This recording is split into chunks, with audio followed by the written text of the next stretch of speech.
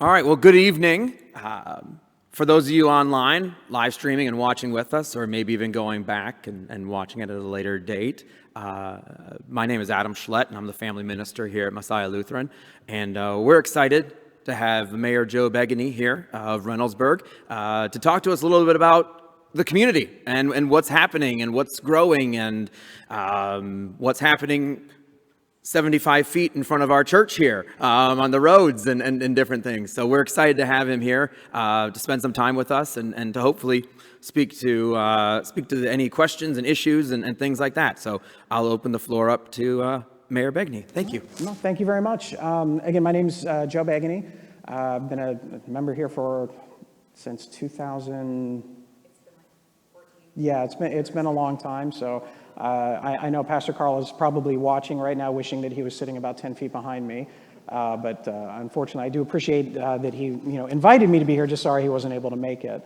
So when he kind of first approached me, he wanted me to talk a little bit about housing in general, but then also more specifically about housing issues. Again, if you're talking the 75 feet down the road here, what that's all about and why things happen the way they do and what cities can and actually cannot do with it. So I do have, and it is not a very long presentation of anything, but I do have just a couple of things to kind of go for. So if you want to go ahead and cue me up on the next slide here, or the next thing.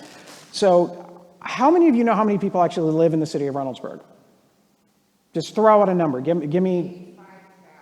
It seems like that between 3:30 and 5:30 on Main Street. It's not that many, but it seems like it. We're pretty close to that. We're about 42,000 and change. The census from 2020 put us at about 41,000 and change, and then you take about a year and a half after that now in 2022. So we're about 42,000 and change, which actually puts us as the third largest suburb in Central Ohio. Only Dublin and Grove City are larger than us. Westerville is smaller, New Albany is significantly smaller, Upper Arlington, Bexley, Whitehall, you name it, they're all smaller than we are. And I think that surprises a lot of people. Now, our population grew significantly from 2010 to 2020. It actually grew by about 14.5%, and that was with virtually no housing. Between 2010 and 2020, the only things that were built in the city of Reynoldsburg are the Redwood apartments that are off Lancaster Avenue as you kind of veer off towards 256. That's it. So what we've seen over the last decade is a lot of people aging out of our community, moving down south because they want to get warmer weather and things like that, and a lot of newer families came in. This is not unusual. This happens to a lot of communities. I remember when my wife and I moved into Reynoldsburg in about 2004 or 5, there were a lot of young families in our neighborhood. And then as our kids got older, we noticed there were not near as many young kids. Now when I'm, driving around at the bus stop in my neighborhood, there's tons of kids everywhere. So it just kind of goes in cycles. So a lot of that kind of came about with why people wanted to move to Reynoldsburg. And this is not a sales pitch. You're all here. You all know why Reynoldsburg is wonderful. We had very affordable housing in the first place. While schools always sometimes have issues, they're a great school district and you can learn it and your kids can get a good education here. And it was a relatively quiet community. I always talked about people, if I'm walking in Brookside or if I'm walking in Huber or even in my own neighborhood, if I didn't know any better, I would not know that we're a city of 41,000 people and that we have, an urban landscape off Bryce Road. We have our commercial corridor at 256, and then there's just Main Street in general. So a lot of those things kind of came to be. And this is all before, one of the things that I will talk about tonight that's influenced everything is before Intel was announced, we were already growing. So this was already here. I know when I first got on the school board in 2014, our enrollment was around 6,000 and change. So right now it's probably closer to about 7,800 students. 1 in 7 of which is actually Bhutanese Nepali. So we have a very large Nepali community here in Reynoldsburg for a lot of the same reasons that we've talked about. All right, go ahead and move to the next one. So MORPC is projecting, well, let me rephrase that. A year ago, MORPC projected that housing in Central Ohio needed to increase by 14,000 units a year just to maintain pace with population. So 14,000 units, apartments, single-family homes, townhomes, condos, whatever it had to be.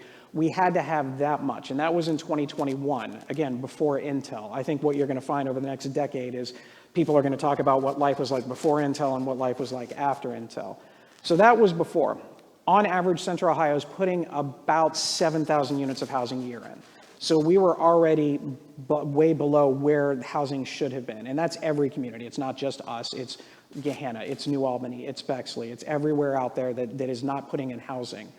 So what ended up happening is kind of like a basic economic thing. When you reduce the supply of something, typically the value goes up. We've all seen housing values go up in Reynoldsburg over the last really 6 or 7 years, but really the last 2 years it has come to that way. Now with revised projections that MORPC just came out with this week, and MORPC is basically the Central Ohio Planning Commission. These are the ones that look at everything that's going on in the region, and they help plan everything from parks to connectivity between communities and all of that other stuff to help cities out. Now they're projecting that you're probably going to have to push closer to 19,000 units of housing. We're getting about 100 people a day moving into Franklin County. 100 people a day moving into just Franklin County. And as we all know, Central Ohio is not just Franklin County. It's, Licking County, Fairfield County, Delaware County. So everything is growing.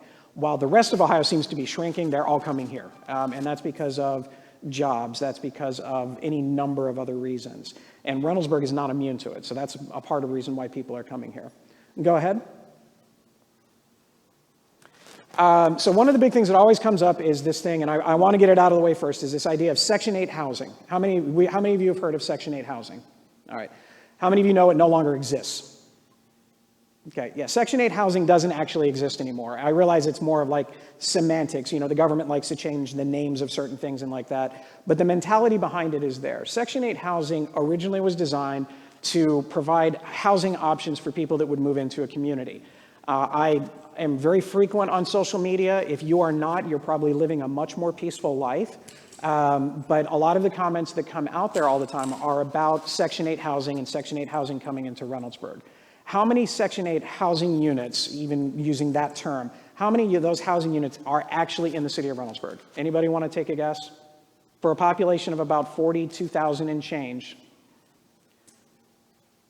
No numbers? Come on, this is fun. This is the 100. Thank you for participating. I like that. It's the old teacher in me. If I had gold stars, Couple thousand? Would it be surprising to tell you that we have 30 total units of actual voucher-based Section 8 housing in the city of Reynoldsburg? It is located directly across from Blacklick Park. There's a little apartment community right there. There are 30 units, and they look really nice, and you don't know that they're Section 8 housing. Now, most people, when they think of Section 8, they're thinking poor, rundown, things like that. Do we have those? Absolutely, and I'm going to get into that and show you some pictures of what we see here. But there's a couple of things to go with Section 8 housing to kind of dispel some of the myths that are out there. Section 8 housing is based on income. And so what they do is they basically take a couple of ideas of how much money people make, be it one person, two people, so on, and that determines what kind of voucher you get. To give you an example, there are 15,000 vouchers available in Franklin County. That's it. 15,000 vouchers, that's it. The average wait to get a voucher in Franklin County is at minimum 1 to 2 years unless there's some extenuating circumstances. The average income, and again, I apologize, I have to kind of break out a little bit of a cheat sheet on this one. They base it on the amount of money that is considered below poverty level. So if you're at 30% of the poverty level, if you make $19,700 as a single individual, that would qualify you as to get Section 8 or voucher-based housing. If it's if it's 4 people, you're looking at about an income of $28,000. And that's what the level of income that you would have. Now, it does graduate to that. You can go 50% of income, or the other one, which is 80% of income, which is, this is one of the things that strikes people as kind of surprising. 80% of income for one person is $51,500. So if you make $51,000 a year, you're eligible for voucher-based housing, because that's how expensive housing is in the region. Now, $50,000, that used to be a lot of money. That used to be something when people were growing up. I know when I was growing up, if you told me that you're going to make $50,000 a year, as an adult, I probably would be thinking pretty good things about life. Unfortunately, in Ohio, for whatever reason, that's not always the case. The actual per capita income in the state of Ohio right now is $50,000, $50,546. So that means half of everybody in Ohio makes more than $50,000 and half of everybody makes less than $50,000. It's a large population to be under $50,000. And so that's where that Section 8 housing comes in. Now, City Council has done a couple of things to kind of alter that and change and level the playing field. One thing that they've done is with apartments, you're not allowed to discriminate against people that have the voucher program. So if you're a landowner and you're renting out either one of the bigger apartment complexes, or if you own a couple of homes in the community and you want to rent those out, you cannot discriminate against somebody just because they have a voucher program. The other thing that we've done is, and this kind of goes into a lot of things that I'll talk about in a bit, is these houses now have to be inspected every time a tenant leaves, so that way that they are up to what we consider our code. So that way, if it's a home or if it's an apartment, then you actually know what you're getting into, and it's something that's good. This is not something that's happened in Reynoldsburg before, these inspections, which has actually been a good thing. But again, I kind of get a little ahead of myself on that one, but I'll get into that. Go ahead. Again, we talked about eligibility. Sorry about that. Go ahead.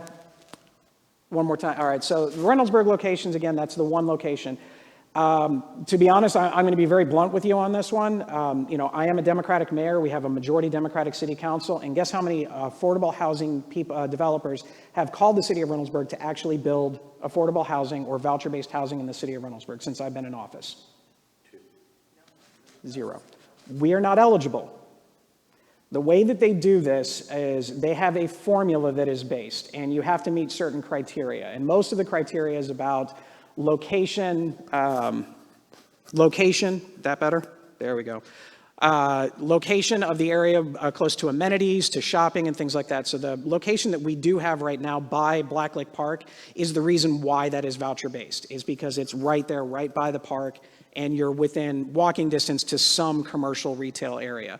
But there's nowhere else in the city of Reynoldsburg. If an affordable housing developer called me tomorrow and said, I want to build something in Reynoldsburg, they would not get the financing for it, they would not get the funding for it, and they would never be able to build in Reynoldsburg. You just can't do it. That's why if you pay attention to the press, especially, I think Mayor Ginther in Columbus announced yesterday a very large bond issue that's $200 billion, some whatever ridiculous amount of dollars, that's going to be put affordable housing into the city of Columbus, because the city of Columbus has more land available for it that meets those criteria. Now, there's good things and bad things about that. The good thing is that they have the availability to put it there. The bad thing is, if you concentrate poor in one area, does it really benefit everyone? And we've seen, I used to live in Chicago for a very short time. If you remember hearing stories about an apartment complex called Cabrini Green, I remember when we were driving in at my first experience into the city of Chicago, and I saw a mattress that was on fire floating down from that. And of course, obviously that is not something I had seen before. So I asked, what's going on? And they said it was Cabrini Green and something obviously bad was going on. That was failed economics of affordable housing. When you concentrate the poor into one location, it doesn't do anybody any good. And so that's one of the reasons why all of the communities in Central Ohio have to look at housing in a different way than what has been done in the past. Go ahead and move to the next one. So the new housing. Obviously, Reynoldsburg has had new housing. We have a 354 home MI single family home development just down the road. They are well and away moving faster. The only reason they're not building homes faster is because of supply chain issues. Otherwise, they would have sold out considerably. It is interesting to note that when we met with them about, I'd say the first week of June or the first week of July, I can't remember exactly which one, it's probably June because of the 4th of July, they had informed us that a majority of the houses that were sold in Reynoldsburg, 80% of the houses sold in that new MI development were from families in Reynoldsburg. That was significantly different than what I have expected. And usually they say it's about a 50-50. 50% are from the local community, 50% come from out. But for whatever reason, that one was there because we haven't had the diversity in housing stock that's there. Now, one of the big reasons that that development is there is because it was a private landowner that wanted to sell it. Originally, it was part of Truro Township, and they annexed into the city to build those single-family homes. And we know that there are issues with traffic in this area. One of the stories that goes back a long time is, I want to say in 2018, there was a young girl that was walking on McNaughton Road early in the morning as she was getting ready to go to school. And it's dark, there's no streetlights, there's no sidewalks, very similar to Wagner in that regard. She was hit by a car and she was killed. And that started a lot of conversations about what's going on. To the best of my knowledge, nothing's is going on with McNaughton. However, Wagner Road has a lot of similarities. We have this preschool here, we have St. Pius, we have further down the Macedonian Church that has some daycare options, and then you also have Wagner Road campus, the middle school and the junior high there. And believe it or not, there are people that walk on Wagner Road. I don't know if I would ever do it, just because I'm not that risky in that regard. But we wanted to figure out a way, all right, so how do we solve some of the traffic issues and then allow for some safety for pedestrian access? And one of the things that we did is we established what is known as a TIF. It's tax increment financing. So basically what we do is we're taking the property taxes that are going to be coming from those homes. And for the cities, we don't get a lot of property taxes. We get like 0.1% or something like that. Most of the property taxes go to a school district, which, believe me, if you want to have a conversation about school funding, we're going to need more than an hour. But I'll spare you those conversations for now. So we're rolling all of that money into basically a pot so we can use that to actually do those Wagner Road improvements. So starting in August of next year, after 2 failed attempts previously to get funding in grant money, we are actually going to go ahead and start that Wagner Road project. So if you happen to live along Wagner Road, especially if you have property actually on Wagner Road, you're going to be hearing from us just after the first of the year to kind of talk about what those things are. The real quick version of it is there's going to be sidewalks and multi-purpose paths on either side. I would love to tell you that it's going to be all sidewalks down one side and all multi-purpose down the other, but I think it's going to kind of switch back and forth depending on the topography of everything. You're going to have some lanes widen in certain areas to help for traffic flow. You're going to have some curbs and gutters to help deal with stormwater, all of those things. And you are going to have some lights put in there as well as some kind of beautification things, some more trees planted and things like that in the area. That's going to start in August of 2023, and it's going to start from Main Street all the way to Priestley. So for traffic purposes, if you've ever been leaving church on a Sunday, or if you've ever caught when St. Pius is dismissing and you're headed to Main Street, you know that road gets backed up. So we are going to be adding basically adjusting a right turn only lane right at the end of Wagner onto Main Street. So we're hoping we can get it past the entrance to the retail establishments, but it's going to go at least as far back as where the bank is. So hopefully that will help alleviate some of it. That'll help realign the rest of the intersection as well. But all of it's being done basically because of cooperation between different government entities, some grant funding, some of our own personal funding, and that's going to go into place there to help deal with that. That also led to what you have next door, which again is more housing. Originally in 2018 or 19, under the previous council and previous administration, the landowner got into a contract to sell it and develop that land as apartments, but it was not zoned for that. It was not zoned for apartments, so they had to go to council and they had to ask permission to change the zoning from what it was, which is single-family residential, into apartments, and it failed. Not really a big surprise. Pardon me, the falling off my ear. I don't have the ears for the microphone here. So it wasn't really a surprise that happened. And then what happened after that is, in the process, the city had already started reevaluating its own zoning plan throughout the entire city. One of the things that's there is, without getting into the most boring conversations on zoning, our zoning plan hadn't really changed since 1969. And so if somebody wanted to come in, specifically for businesses that wanted to come in, there were that many more hoops to jump through because certain areas were not zoned for additional business as anything else. So the previous council started it, and the new council that took over in 2020 finished the job as far as redoing the zoning. Very little was changed from one to the other, including the area right next door. That area did not change zoning. It stayed single-family homes. But there's different types of single-family homes. One of those things are attached single-family homes, or what you can call townhomes, or you can call them condominiums. Depending on what part of the country you live in, they each mean different things. If you're living in New York City, a condo means something else than a townhome. If you're living here, it's almost interchangeable.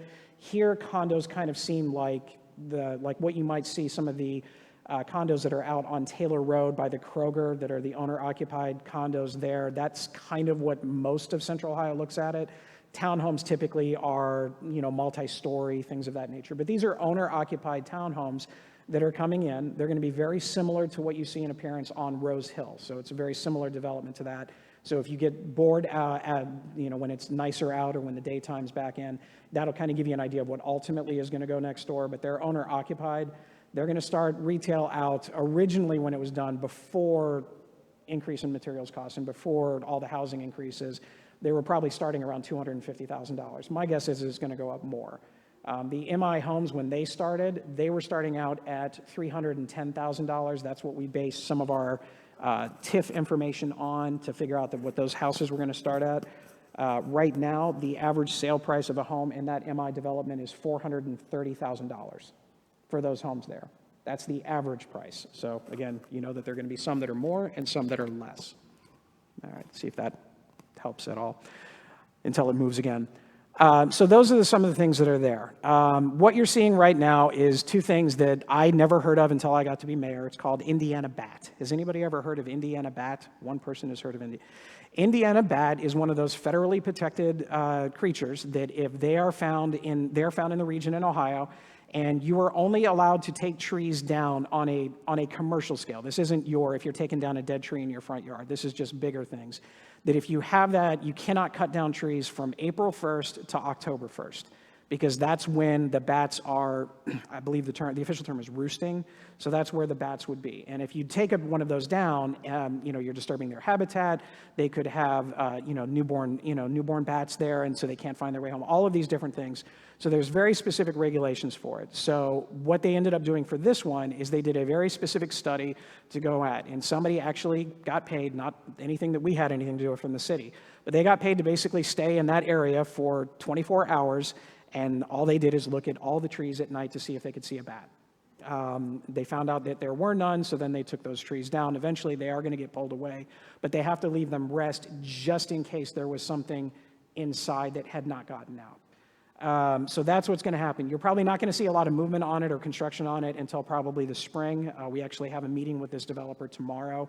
Their primary focus is the Rose Hill location, and that has run into issues because didn't know if you had heard there's been some flooding here in Reynoldsburg over the past 50, 60 years. Didn't know if anybody had heard that.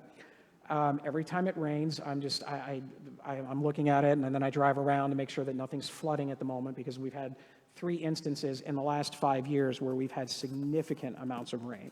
The last rain that occurred was about a week after last year's Tomato Festival. We got 4.5 inches of rain in 90 minutes. That was a lot of rain. And initially, when I was at City Hall, I didn't think anything was rain. And then it stopped. It was done by 11 o'clock. And then we kept looking out in our parking lot. And then it kept going up and up and up. And if the next time you drive to City Hall, if you see where I usually park, where it has the mayor's sign, the water actually got up to that level in there. And so obviously we've taken steps to deal with that. But Rose Hill and the Briarcliff area, White Butterfly and all of that were severely impacted by this. All those homes are in the floodway. So if that area was empty today, they would never be allowed to be built there, but they're there now, and so we have to figure some things out. So we are working with FEMA and the EPA to come up with some solutions on that. But that just kind of gives you an idea about why we're making sure that Rose Hill is done the right way, so that doesn't exacerbate or make anything worse than it already is in that general area. All right, go ahead. Rental units are here. Does anybody know, and I know I ask a lot of questions because I think a lot of people are surprised, what's the average rent for an apartment, say just a 2-bedroom apartment in Central Ohio or Reynoldsburg? Does anybody have a general idea? I mean, I know it's been in the media a lot lately. Yeah, that's what it was. I was at the senior center about a month and a half ago kind of talking about this, and one of the things that came up was, how much is it? And they were throwing out numbers like $600. I would love it if it would be a different thing, but there just hasn't been that. So the new apartments that opened up again by that Kroger on Taylor and Main, the smaller versions of it are $1,600. If you're looking for something like a 3-bedroom, you're pushing $2,000. And keep in mind, when you do that, not only do you have to have your first month, you have to have your last month, you have to have your security deposit. So now all of a sudden you have to have $6,000 before you're even walking in just to find a place to live. So the reason why all of this is going on is kind of coming back to what I talked about earlier, is the supply and demand. There's just not a lot of housing in Central Ohio, and people are still coming in. And so the rents go up. Rents have actually increased 27% from 2021 to 2022 so far. A lot of apartment complexes, especially after COVID, when they had the restriction placed upon them as far as evictions and things like that, the next thing you know, when that happened, the rent started going up, $200. And there's very little that you can do as a tenant to kind of combat that. It just is what it is. Apartment complexes are a little bit different, and I think the reason why people have issues with apartment complexes is because when they're first built, they look amazing. They look pretty, they're clean, they're kept up, they're all of that. And then 30 years go by and you have Century City or the Edens or any number of other ones. And I'm going to show you about that and why that's been allowed to happen in Reynoldsburg until just the last couple of years. Go ahead. Talked about the single family home. See, I didn't need this after all. Go ahead, next one. All right, so then we'll go through all of those things. So normal housing was happening anyway, and then all of a sudden, earlier this year, we got the news that Intel was coming. And it's not going to stop.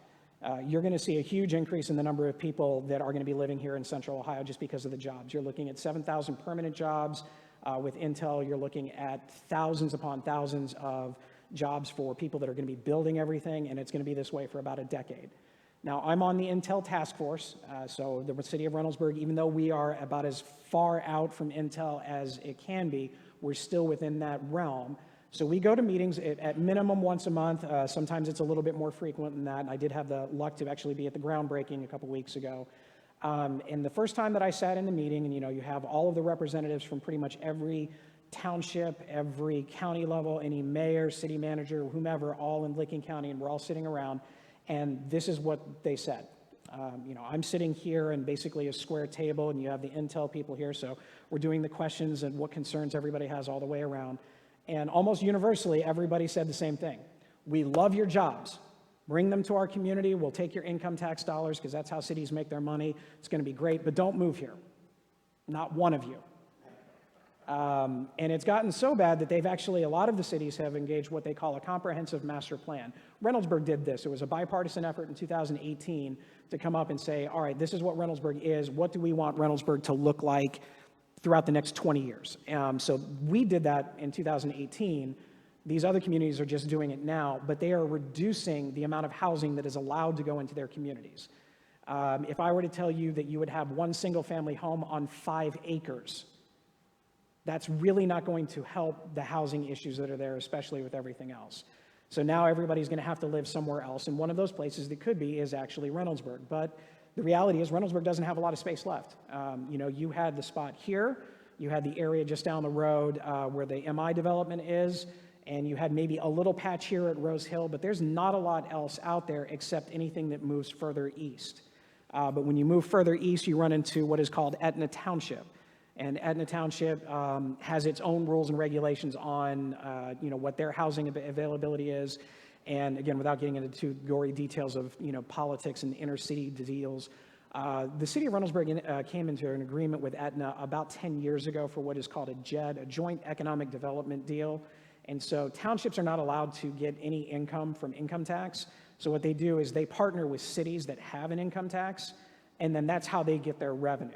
And then so we take a little bit for us because we administer it. It's not very much. Again, we're talking 2.5% of whatever the income is in general. And that's after the schools get it, after Etna Township gets it, after all the other Licking County services get it. So we don't get a large amount of it for the most part. But in exchange for that, the city agreed that we would not annex anything outside of our borders beyond Summit Road, other than what had already been done at that time, which includes the high school, a little part of land right next to it, and the elementary school. So anything really beyond Summit is much more difficult to annex into that area. So for housing purposes, anything else that's going to come in that's going to be going out east, it's going to have to be in Etna Township. It's going to have to be in Southwest Licking Schools. It's going to have to be in Pataskala. And those are communities that are struggling with the same thing that Reynoldsburg has struggled with in the past, is infrastructure, how to pay for it, how to bring the housing in, how to deal with traffic, all of these other different types of things. So there's not going to be a lot more housing coming into the community just because it's not going to be the case. The only time that housing would come in is if it's redeveloped in areas there's already something in existence. So if you're looking at where the former Kmart building is, I really wish I had pictures to show you. It's going to be something that you've never seen, what they're going to be putting there. It's a 100,000 square foot facility that's going to have restaurants, retail, commercial. There's going to be a convention center space that's going to hold 600 people. There's going to be a hotel on site for all of the conventions that can come in. It's going to be beautiful, and you're going to be able to see it as of right now, the first Planning Commission meeting in November, unless they sneak me the pictures, and then I'll share them on social media afterwards. It's beautiful. But that's going to be the area in there, might also have some housing in it, but it's a long way off. Those are the types of things that are there. Outside of that, the housing is going to stabilize as far as anything new that's coming in, outside of if they tear something down and rebuild something up. All right, so I'm going to go ahead and show a couple of things here. There should be some pictures. Just keep clicking until the next picture comes up. So one of the big issues that I had when I came into office is something called code enforcement. This is more than just being angry because somebody put a thing on your door because you didn't cut your grass within a certain amount of time. Code enforcement also impacts everything from your commercial businesses to your apartment complexes to your residents. And it is a huge issue in the city of Reynoldsburg. If you don't stay on top of it every single day, things fall apart. So what I'm going to show you are some pictures from a nondescript area. There's actually 3 different apartment complexes in the city of Reynoldsburg that are going to be shown in some of these pictures. Most of them are going to be interior shots outside of the first one. And this is what's going on in our community right now, where people are living and paying $1,300, $1,400, $1,500 a month. Most of these apartments that we're showing today, a year and a half ago before the increases in rent, were probably between $700 and $900 a month. So when you take a look, this is one of the exterior ones. If you want to pass around, I'm going to pass around a folder here because I'm trying not to move to mess up the microphone. These are some of the pictures. I didn't know if I was going to have audio-visual things, so I prepare. So I'm going to pass those around if you want to take a look at a couple of them. So this is one that you see basically the disrepair, and in theory, apartment complexes are supposed to be able to deal with this. They have part of their budget every year as capital improvements for their thing, and they're supposed to maintain it. Same thing if they're condos or if they're owner-occupied townhomes. They all have to have something where you're putting money into, the condo fee, and then they're supposed to be able to take care of everything. Something like this doesn't happen overnight. Go ahead to the next one. Is there a way to maybe turn down the lights just a little, or can everybody see this? This is a bedroom in Reynoldsburg. We don't know. It's being currently investigated exactly. Someone is living in this, yes. Now, say again? Not this particular one. There's another one where, yeah, if you wanted to, you could see outside. Now, we have very specific rules that we have to follow as a city. Code enforcement can go on the outside, and we can look at the exteriors of everything, but we are not legally allowed to go inside just for random inspections. The only time we can do that is if you're a tenant and you are living like this and you don't like it. Unfortunately, not everybody knows what rights they have, so they don't ask. But on certain occasions, they do. Go ahead and go to the next one. Lighting fixtures, very common all the way throughout. Some apartment complexes don't have heaters. They have had families opening up the stove to turn the heat on in the wintertime. In Reynoldsburg, this past winter, coming up again. Go ahead. That one you might not be able to see a little bit. And no, that's not just Reynoldsburg water. I know the water department is that's a whole other night. I think that's in October. But this is an issue, and this is the water that's coming through the pipes that you're washing your clothes in. Go ahead.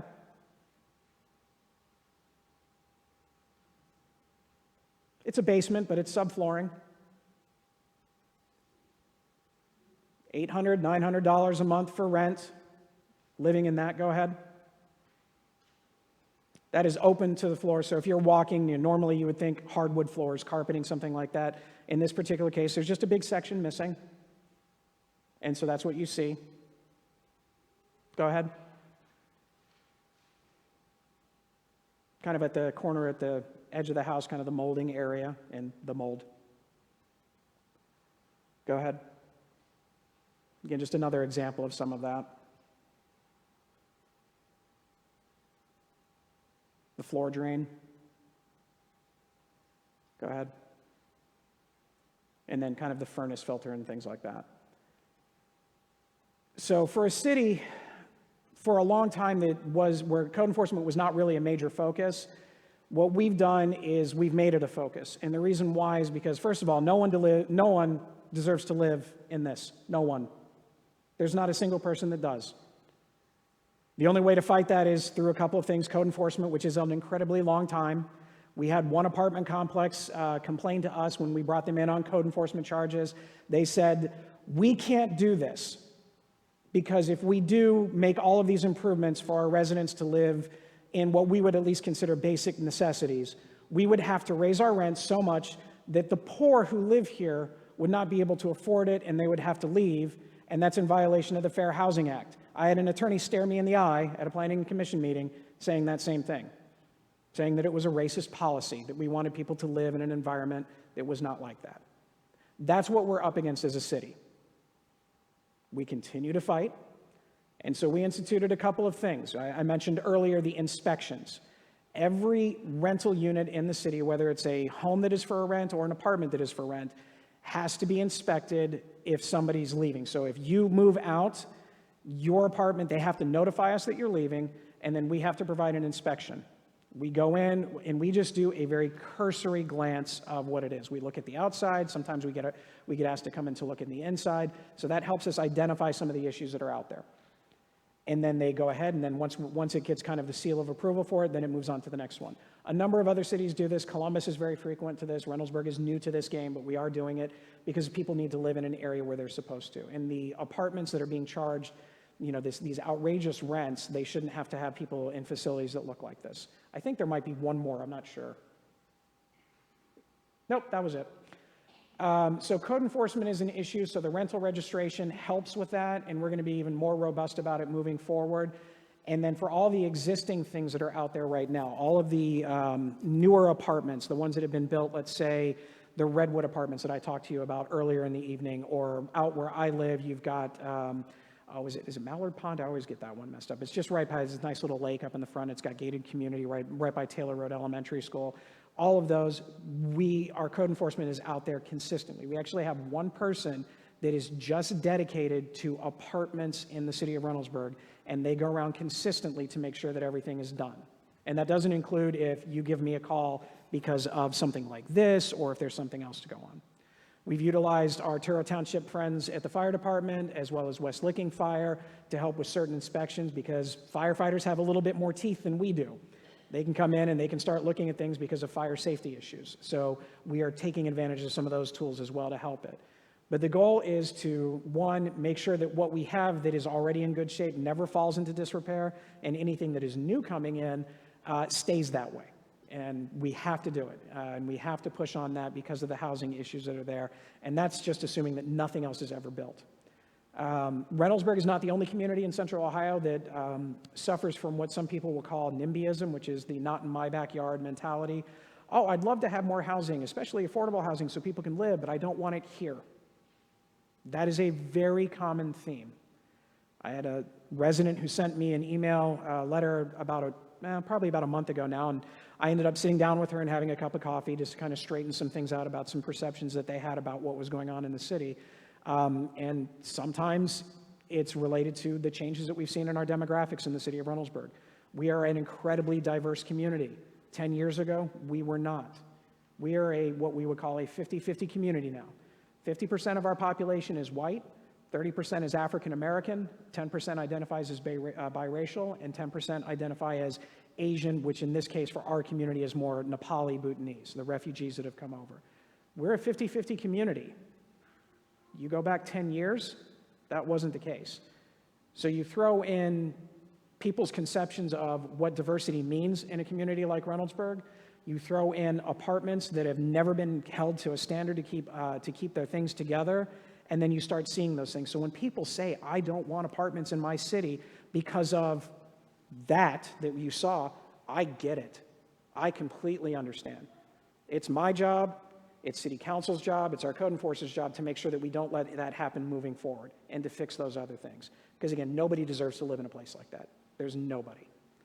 It's not just our responsibility. Gehanna needs to do it, and they are. Westerville, Hilliard, everywhere else. The only difference between those communities and us is they, with the exception of, I think, Westerville, like Hilliard probably still has land to kind of grow into. There's not much else for us to do. So for our housing, housing is going to go up as opposed to out. And that's going to be very limited because, again, nobody wants to buy land that something else is already on. They don't want to have to tear it down and do something else. That's my philosophy when it comes to the housing issues. We have to work on infrastructure, so we have to take advantage of what we call basically all the tools in the toolbox as far as economic development. So that entire Wagner Road project, when it's all said and done, is going to cost about $17 million from start to finish to redo all of that, to improve the infrastructure and transportation all the way throughout. It's not going to cost anybody here anything extra than they're already paying. We didn't have to go to the taxpayers to do it because we use some of those tools that are out there that are either brand new to Ohio or that we just haven't taken advantage of in the past. We already have a roads program that is set out, not just for residential, but also our main roads. We all know Main Street is being worked on right now. Just throwing that out there for you. Main Street, late October, early November. It's going to be a brand new world, and I'm going to be out there dancing the entire time when it's done. Believe me, I'll be out there for that. It is, yeah. We actually had our meeting today. The last. If we do, it's going to be the utility companies, and I'm going to go crazy on them. We can't stop them from doing it, but it's not going to be us. As a matter of fact, last year when Main Street got redone, past it going down by the McDonald's and Taco Bell, it was 2 weeks when they got it done, and the utility company came in and tore something up. Like, we couldn't even make it more than 2 weeks after working so hard to get that done, but anyway. So basically, the last thing that you're going to see on that part of Main Street is they're going to go ahead and scrape everything, and they're going to put an intermediate course down in between Jackson and the bridge, and that will even that entire area out. And then the rest of it, yes, is the phase 2 from Jackson to Wagner. But again, if you've noticed how quickly they're moving on the streets right now, it is not going to be near as difficult as thing as what they did on the other side with the funeral home, with Councilman Kottner's wall with the funeral home there, putting that wall up. That was much more complex, not as much on the other. So in 2023, it's going to be the first part of Wagner Road. 2024, it's the second part of Wagner Road. So it's going to continue on. If you want to know more about that, just contact the office. We can get you on an email list, just so you're aware of it. We're going to have multiple public meetings after the first of the year so everybody knows exactly what's going on. And if you're a property owner in that area, we're going to meet with you individually to talk about how this may or may not impact your house if you're right on Wagner Road. Yes? Wagner Road. Mm-hmm. A lot of us care about because it's sure. Yes. But it would seem to me that Wagner Road needs to be the equivalent of what Taylor Road is now. And if we don't do that now, we're going to have to do it in pieces anyhow. Yeah, so that's why we're doing this project here, because we're going to expand where we can, because there's certain areas that we just can't, that you have, the topography of it doesn't allow for it, but we are going to try and do everything we can to expand as best as we can in those areas, so that way 20 years from now, somebody's not going to be in my position having to start all over from scratch and trying to widen again. Because believe it or not, we can do this now in some of the areas, especially along where the houses are up in the front. Anything much more beyond that, and you're going to open up your front door and you're going to walk into, the street, and that's not what we want to do. So we're going to try and get it as best we can. There's not a lot of land left on Wagner to deal with, especially after that MI development comes in. Yep. Yes. Is there a plan for Wagner Road extension? Yes, that's what we were talking about. That's going to start in August of 2023. So you're going to have expanding parts of the road. You're going to have multiple lanes in certain areas, especially at the high traffic points. You're going to have a street light at Priestley and Wagner, so that way it's going to help slow down some of the speeding. The actual speed limit throughout is going to be normalized, so it's not going to go from 45 to 35 to something else. It's all going to be straightened out. And we will have public meetings of that so everybody can see. It's not just for the people that live on Wagner. If you drive on Wagner, which obviously you're all here, so that qualifies for you, please make sure you pay attention. The shameless plug for the city, the best way to get involved is we do have an email blast system. It's called Reynoldsburg Connects. You can just go to our Reynoldsburg city webpage, reynoldsburg.gov, and you can actually sign up for the Connects. I promise we don't overload you with emails. We send one big email a month on the 15th that kind of gives you a little bit of everything. The first email on the first day is kind of like a calendar of events for that particular month. And then anything else that comes out is breaking news. If there's a traffic issue, if there's a snow emergency, something along those lines. So after Wagner Road in 23 and 24, the next road that's going to be done is Summit, because we know there's going to be development out that way. We're already locked in on that one. Same philosophy, we're using some of the property taxes that are going to be developed from that area out there to pay for it, so we don't have to come to the taxpayers to do it. After that, in Summit, we're going to be moving down to Bryce Road, everything from Bryce in Maine all the way to Livingston. is going to be completely redone through a federal grant. This is actually a fun one. It's called the RAISE grant. It's one, usually with grants is don't apply if you need more than a certain dollar amount. This one is don't apply unless you need at least $5 million.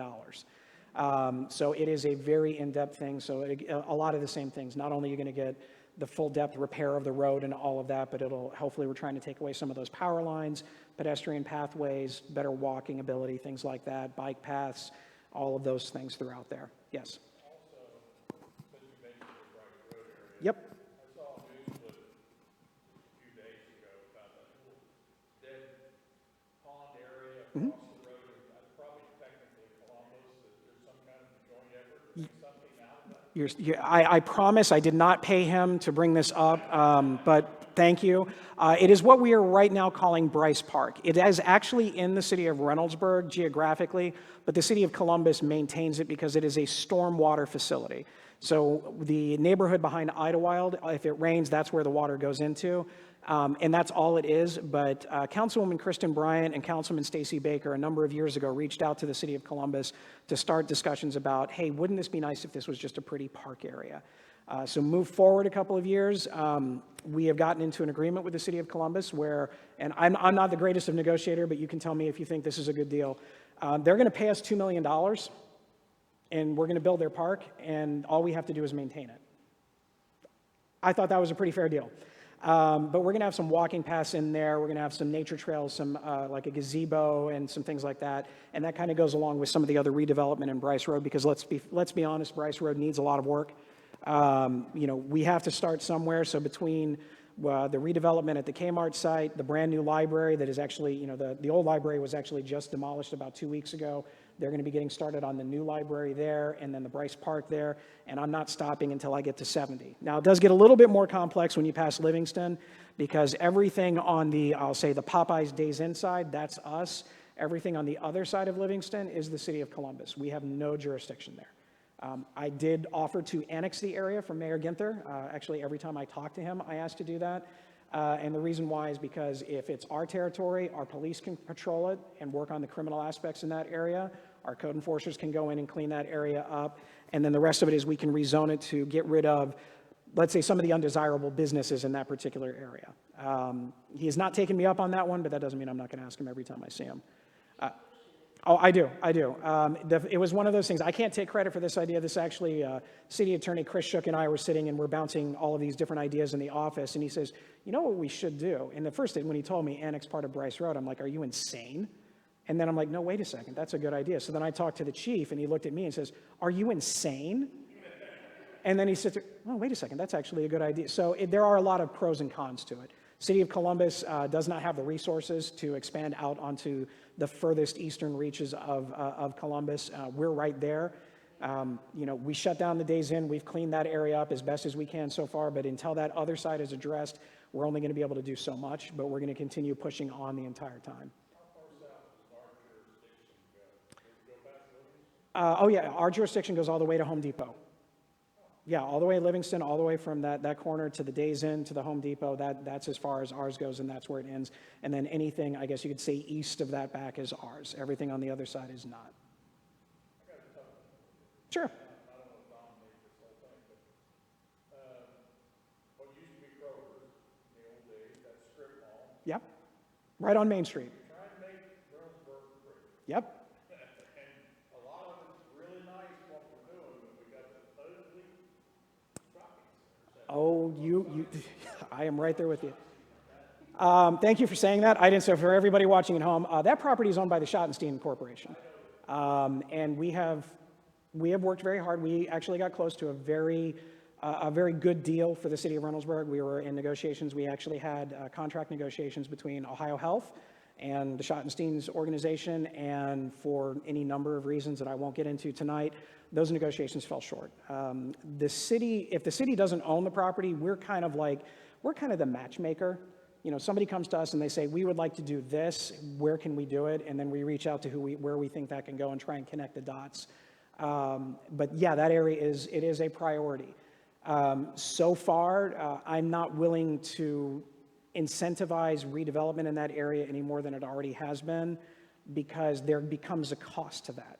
I think ultimately we're going to have to find that perfect partner that goes there to put something in there that gets rid of that particular location, but then also brings a little bit of quality of life of everything. So that is something where we talk about that constantly. One of the things that the Schottensteins are very not happy with me about is something called code enforcement, as I've mentioned. Code enforcement also includes repaving and maintaining those facilities. When it looked like we were getting a deal with one organization or another, I basically said, we're not going to enforce code right now because, and I agree with this, there's no point in tearing that up and redoing the entire parking lot if whatever's coming in is going to tear that out and put something else in. There's no reason for us to have somebody spend bad money after good. So until we know what's going in there, that's the case. Now, that being said, when we knew that all those avenues had failed, I sent them a couple of estimates from some asphalt companies that basically to repave just the Kroger section in general is about $500,000. And so that's why you might have seen over the last couple of months, they've worked a lot harder on everything else but that Kroger parcel. Now, in front of that, they have split that off right next to the Ohio Health Urgent Care. There is going to be a new business there that'll be starting under construction probably in the spring. Maybe if we're lucky, we get it in the next couple of months. It's a Caribou Coffee shop. You may remember Caribou Coffee from a number of years ago. They're coming back into the market. It has been approved for planning commission and zoning, so they're all set to go. Now they're just in that really exciting thing of getting all the final paperwork and engineering done. But that would be something that would kind of start there, and then what we're hoping, again, with the rest of it is something that is restaurant-based, especially in that area, something that is amenity-based, something that if I'm walking from City Hall or you're walking from your area and you want to go there, that there's something else to go there. But that is our goal. Yes? Oh, yes. Mm-hmm. Mm-hmm.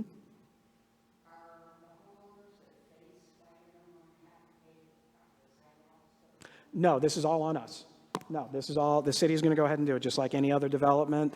This is all, we're not this. That's one of the reasons why we worked hard to get a grant. The city actually tried to apply for the grant twice, and they failed for any number of reasons. But I was actually able to work with the Franklin County Engineers Office in Truro Township, and we actually got $1.7 million from Franklin County. And then when they do the scoring system, the more people that put money in the pot from the different jurisdictions, the more likely it is. And that was designed specifically because I don't want to ask you for anything, no offense. I know you're really devastated by that, but I don't want to have to ask somebody unless it's something that is of a massive natural. But if we can find a way to do things without having to ask for additional funding, that's what we're doing. Mm-hmm. Yes? Back up on the Intel effort. The way I understood it, it's actually a 5-phase project, and the numbers you cited, at least for labor, is if all 5 phases are approved. Yes. But then the first phase is the only one that's actually in progress, and that's only 300 people. Yeah. But with the CHIP Acts that just passed, that through the House and the Senate, and that they just signed that opens it up for those additional ones. That has passed, so it's just a matter of time. Everything that we're hearing, they're talking 5 chip factories, possibly as many as 6 in the area that they're going to be putting in over the course of the next decade. To be fair, like anybody out there, if you're a business developer, you're going to commit to what you can commit to. And the state of Ohio was very generous in the tax breaks that they gave the company from coming here. But there was only so much that the state government could do, so they had to wait for that federal budget to come in to go ahead and approve it to get the rest of everything put in. Yeah. Yes.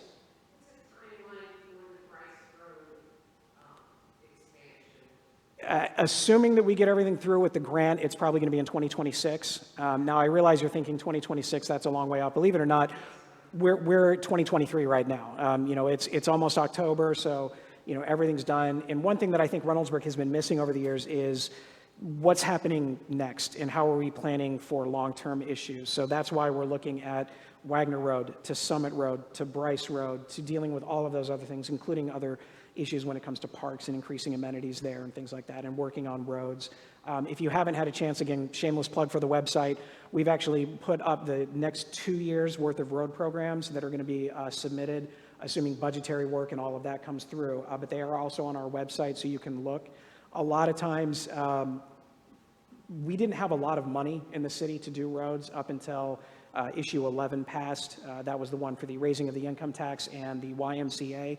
Up until that point in time, the city of Reynoldsburg had a 1.5% income tax rate. Now we're at 2.5%. So that has helped add to our ability to fix roads. There were times where our street budget in general was $500,000. Right now, not including grants, not including some of the other, the taxes that we get from gas tax and stuff like that, we're probably spending close to $4.5 million a year on roads now the last couple of years. So we have significantly increased that. The problem is if you only can spend $500,000 a year on roads, that means you're not doing a road, you're doing 4 houses worth of road, and then that's it. So we have a lot of ground to make up over the next 10 years to get that done, but we are slowly getting there. Now that we've gotten a lot of our major thoroughfares done, the last real big road outside of Bryce Road that needed to be addressed is Taylor Road Southwest, going around by the 256 shopping area by Walmart and all that. That's actually being worked on right now. So I'm willing and ready to hear the complaints about traffic on that one, but I know that that had to be done, so that's going to get done now. But after that, it's going to be a lot of these residential roads. Just to give you an idea of how much it costs, a typical court, just a cul-de-sac, you're looking between $30,000 and $40,000 a year. That's how much it would cost just to repave it. If you're looking at one of the major artery roads, so you're looking at, let's say, Priestley, from Taylor Road to the county line, that was about $1 million. Taylor Road Southwest is about $1 million. So nothing is cheap. It used to be, I used to get sticker shock when I saw something for $1 million. Now I just don't even phase it because of how expensive just everything is in general.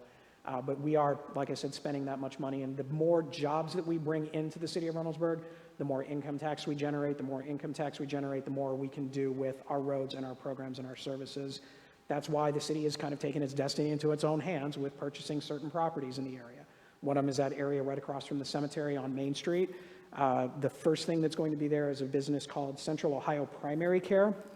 Maybe some of you have your physicians with that. They're going to be building a facility there. It's 60,000 square feet, 3 stories, and it's primary care physician. This is not an emergency room. This is nothing like that. So there's not going to be right across the street from the cemetery, Glen Rest Cemetery, the old field where football used to be played, things like that.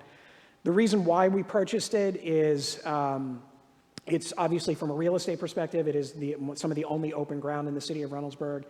We had been encouraging COPC to pick that location for some time, but we didn't control the property, and so the property owner wanted to sell that property to an apartment complex, and that apartment complex was not allowed to be built there without conditions, and it was defeated. And when it was defeated, that's when I went ahead and talked to our city auditor and said, what if we did it?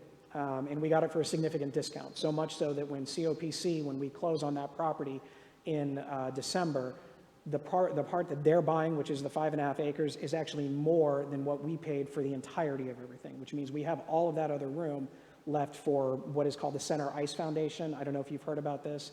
This is, we're hoping to work with an organization that's actually looking to bring ice rinks to Reynoldsburg. 2 ice rinks and a field house for athletics and some other things to go on there. So we're working with that organization to do so. That's a little bit bigger of a pull because it's an expensive project in that regard, but that is something that is funded by them, not by the city. So again, I'm not coming to you for any of that stuff, but it's in partnership with them. And because of the fact that we're getting more money for that land than what we paid for it, it allows us to be a little bit more flexible with some of the terms on that. So those are the things. Same thing with what used to be known as the Happy Dragon. I know that there are a lot of people that are upset by it. I will tell you that the owner, he was not upset by it. When we came to get the keys and sign the final paperwork, he did not even turn his car off. He was in there, and you saw his suitcases in the back. He was ready to go. So he was leaving one way or another. And the one thing that got frustrating to me and to a lot of people really is, maybe you've heard of this, Reynoldsburg is the city of dollar stores, tire stores, and mattress stores. The reality is everybody can bring whatever they want here if it's private property. But because we decided to purchase that specific piece and others, now we kind of control the destiny. So the building that will be going there is going to be very similar to what you might see at Bridge Park or North Market, almost like a food hall mentality where you have coffee, wine, ice cream, sandwiches, and it's going to be an open area in the interior. And then you're going to have some financial offices and some other things there as well. And the income tax generated from that will actually help refill our coffers based on the sale price from it. Yes? I don't want to be a doing down or. No, that's fine. When you bring people in and facilities like you described, Mhm. during crime, Mhm. what's the city's attitude toward fixing crime since we already have, Mhm. and what we're allowed to get? Well, I think that first of all, crime is, there's a thing out there that it's been on social media. I've seen that, Reynoldsburg is one of the 50 most dangerous cities in Ohio or something like that. And believe it or not, when you look at the internet, not everything is there, it's true. Most of our crime in the city of Reynoldsburg is very specifically located in certain areas, and that is in that Bryce Road corridor. So a couple of things that we've done with the police department over the last couple of years, and this started long before I got here. Chief Plessick, who was the former chief before Curtis Baker, he decided that he was going to reevaluate how the police department operated in general in terms of structure and then also in terms of recruiting. So what we ended up doing is looking at the recruiting base of our officers to make sure that we were getting, quote unquote, the very best of the best. And so what we ended up doing is we actually started to improve who we were bringing in as far as the quality of applicant, including diversifying our police force. We are actually one of the most diverse police forces in the Central Ohio region. And a lot of times in this day and age with racial strife all the way throughout, having a minority officer is a very big benefit to everyone in the community. And so that helps it. We've also increased our staffing. Believe it or not, it is very difficult to bring in police officers in this day, especially over the last 2 years. We've been able to bring officers in. The previous council authorized strength to 70. We've never gotten close until now. We're 2 away. Now we're going to be soon to be 4 away because 2 officers are retiring, but we already have people lined up for that. So when that does is that means that we're going to have more officers on the street and they're going to be out in more force. And the other thing that we've done that has actually been very beneficial to us, and I don't know if you've seen it, I know nobody really paid too much attention to it when it made the newspaper. It's a system called Flock Camera. Has anybody ever heard of this before? All right. So Flock Camera is a new program that we brought in. Lieutenant Bender, who's the, in the RPD, he came to us with this idea and he said, I heard of this program. A couple of other communities are doing it, but very few in Ohio. And what it is basically it's an overpowered iPhone. And so it's probably about this big, and it's on the entrances and exits of every avenue in Reynoldsburg. So if you're driving about and you're going out of the area, you'll see it. So if you're on Wagner Road going down this way, it'll be before you get to the UDF. And what it is it is a license plate reader. And it only looks at your license plate, and then what it does is instantaneously, I feel like I'm losing my microphone again. What it does is instantaneously, it runs a check to see if that car has been reported stolen or if there's a warrant out for the driver of that automobile. All right, so at first when I heard this, I'm like, okay, Big Brother is watching us. How is this working? That's just part of the idea. So we went through, and there's a lot of safeguards in it. The only 2 people that have access to the system as far as searchability is the chief of police and the deputy chief of police. After that, nobody else is. You can access it from like read only to find things. But what we found is, all right, let's try a test run. Give us 20 cameras, which would cover the entrances and exits of our community. And for the next, they said, for the next 6 months, take a look at it, see what you think and what it does. Within the first 30 days, we recovered 17 stolen cars because it picked it up, it told us where to go, and our police officers were already there. And what it's done is it has provided a somewhat of a reputation amongst the area that when you come into Reynoldsburg, odds are if you're here to do something that is not good, they're going to figure it out. Now, is it foolproof? No, but some of the things that have happened just in the short time that we've had this in there, a soon-to-be ex-husband was sending threatening text messages to his wife, soon-to-be ex-wife. I'm going to hurt you. I'm going to kill you. I'm going to come after you. And it was more in-depth than that. She reported it to the police department. Obviously, they verified some things. She provided the license plate. License plate number came in. They plugged it into the system. They found when he came into the area. Police went to investigate, found him. He had a loaded gun in his car. We all know what was going to happen. He was let out of jail 12 hours later. We had to return his gun the next day.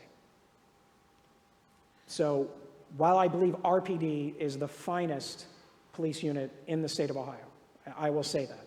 They are the finest police unit in there. We have to have help from our people in Columbus. We have to have help from our court system. We have to have help from our surrounding municipalities.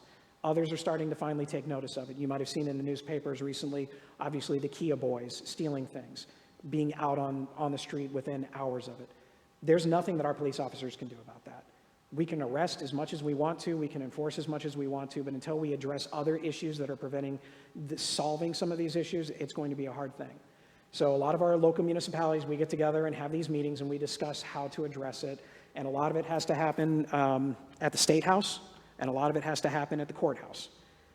There are rules out there that are there, and unfortunately, this is a bipartisan thing. There are Republican judges that do it. There are Democratic judges that do it.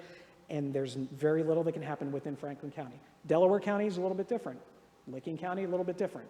But for whatever reason in Franklin County, it's become an issue to the point that when we see some of these issues with crime, it's not about us catching them. It's about us finding ways to stop and prevent it and hold those accountable for what they're doing. Nobody wants to have to deal with that. Now, as far as some of the other things that we've seen in the area, we've seen, people on social media, they'll say, somebody broke into my car last night. And usually the first question that a police officer asks is, did you lock your car? No. Did you leave anything valuable in the car? Yes. Was it visible? Yes. There are a lot of things that we can do in that regard to help with that process. But again, that's few and far between, but it's those other issues that are out there. The assaults are out there. Domestic violence is astronomically through the roof. One unknown thing that we're going to deal with COVID is the incredible increase in domestic violence that we have seen in our community that has led to more assaults and everything else that has definitely impacted everything. That's where our violence is being occurred. That's that type of thing. Because you put somebody in a contained area for so much time, and apparently that's the kind of stuff that happens. Beyond that, it's community policing. I'm a big believer in getting our police officers into our school district to get our students to understand that not every officer is a bad officer, that not every police officer is bad. And 9 times out of 10, if they're talking with kids in school, it's not the worst moment of their life. Because let's be honest, if a cop is coming to your door, something bad's happened. Either you did it yourself or something else is happening to you. So you don't have a lot of interaction with the police department unless something's happened to you. So getting our officers into the school buildings in an area where you have conversations, where you talk about things, where you explain why certain things happen, and most importantly, you let the kids ask questions, because that's where it starts. It doesn't start when they're in high school, unfortunately. It starts when they're much earlier than that. This is not a rehash of the DARE program that didn't work. This is actually getting people in to have those conversations, and our officers appreciate it to get into those buildings to have those conversations. So if I'm an officer and I'm driving down the street and I see somebody out there that's doing something that's bad, maybe that officer actually knows that kid, and flip side, that kid knows who the officer is. So then it's not some random, whatever the media portrays the police as, it's Officer King and Officer Marshall. They gave me a baseball card with their pictures on it, and now I understand who they are. That's where that stuff's going to start. Punishing is only going to get so far. We got to do a lot of things with it. I know that was an incredibly long-winded question, but that is a massively important issue, especially in every community, especially as population grows. Anything else? Yes?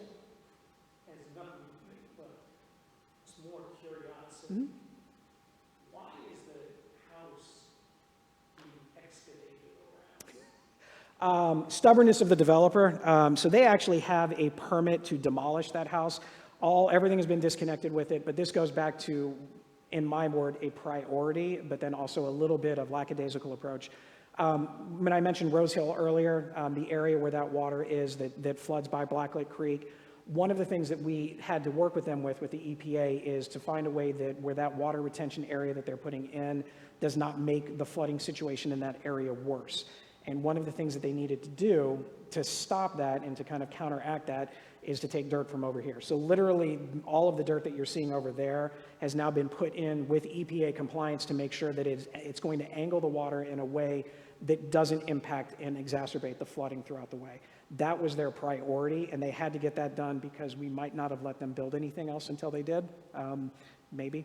But that was the priority, because we don't know when the next big rain is. One of the things that happened a long time ago, or actually at the last rainfall, some of the drainage that was put in under Rose Hill, the water pipe actually went directly out straight into the back of the homes on on the courts, but it was all underwater. So if just imagine 20 years of rain and everything getting flushed and the water pushing against it, that's why all of a sudden when that last rain hit, that was the straw that broke the camel's back, and the basements actually collapsed in on some of those houses in the back court. So we have to be smarter when we're doing our engineering to anticipate not only the 100-year floodplain, which is usually the engineer's word for saying this is our worst case scenario. Welcome to Reynoldsburg. We've had 300-year floodplain issues, and this last one in that August was actually a 500 to 1,000-year event classified by the National Weather Service. So whether we believe in climate change or not, or how that's influenced with everything, we are seeing much more severe weather now than we ever have been. So we have to start thinking ahead. We have to start, if this is what our minimum standards are, then perhaps we need to move the goalpost a little bit to make it a little bit more I don't want to say difficult for developers, but to make it a little bit more safe, because what's going to happen is these developers they're going to build what they build, they're going to get their money, and yay for them, America capitalism, we've got all that, and then the next time it floods, I'm getting the phone call at 3 o'clock in the morning because an angry resident is upset, and justifiably so. So we have to do a better job of getting out ahead of those things as we move forward. I know again, I don't give short answers, I'm sorry. That's a long way around things. We do have a meeting with them tomorrow. I do expect that they're going to be starting to actually evening things out and doing some other work between now and the end of this year, but most especially as the weather gets better in the first part of next year. Any other questions? All right, so I'm gonna throw some things. I have some business cards here. If there's ever a point in time that you want to ask a question, shoot me an email. That's fine. Those of you that are on social media, I do a weekly Facebook show. I used to teach history, and so when COVID happened, people would always ask what's going on, and instead of answering 10,000 emails a day, I kind of took a page out of FDR's book and did the fireside chats. And so every Wednesday at 12 o'clock, I will go ahead and have a show, and I'll answer questions that are sent in or ask questions live. And you're always welcome to watch it whenever you want to. It's also on our website now that we've got our new website. But if there's a question like you had about any of the development, or if you're having about issues with crime, things like that, those are the types of things. Send them to me. I'll answer them. That's what I'm here for. I have no issues with that. I will say I'm not always going to give you the answer you want, because sometimes that's not the right answer. We have to look at all sorts of different things to go through, but I will be honest with you to tell you where we're going and why we're doing it, and then we can go from there. All right. No, you're welcome. I'm happy to. Thank you. Again, I'll leave some cards here if anybody wants them, and then once I get the thumbs up that we're off camera and all of that, then I do really appreciate you taking some time tonight. I think this is the last warm night we're going to have for quite some time, so I do appreciate you coming in and spending some time with me. So thank you.